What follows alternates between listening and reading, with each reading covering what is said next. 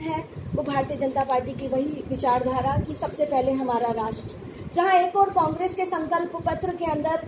राष्ट्रवाद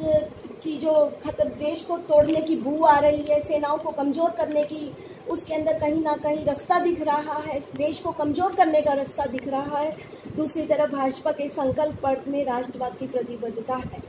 अवैध घुसपैठ को रोकने की सख्ती है, सिटीजन अमेंडमेंट बिल लाने की तैयारी है और क्लियर कहा गया कि देश की सुरक्षा से किसी तरह का कोई भी समझौता नहीं करा जाएगा। और जिस तरह से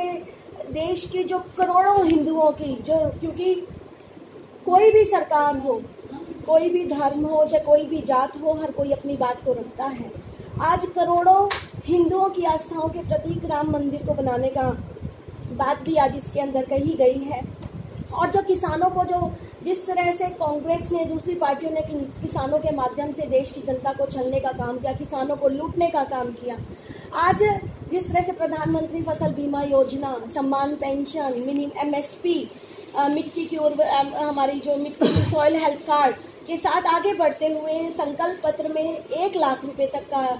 जो ऋण है, अगर KYC है तो 0% इंटरेस्ट पे देने की बात कही है। और ग्रामीण विकास का भी अगर इस देश के इतिहास के अंदर सबसे ज़्यादा बजट अगर किसी सरकार ने दिया तो वो मोदी सरकार ने देने का काम किया था। और इस संकल्प पत्र के अंदर भी साफ लिखा हुआ है कि ग्रामीण विकास के ऊपर 25 लाख करोड़ रुपए अलग से अभी से बजट को आवंटन करने का काम किया है। और मैं समझती हूँ चाहे कोई भी हमारे संकल्प पत्र की कोई भी बात आप उठाकर देख लीजिए, उसके अंदर जो विज़न है वो क्लियर है कि 2022 तक हमें एक नए भारत का निर्माण करना है और 2075 तक हम लोग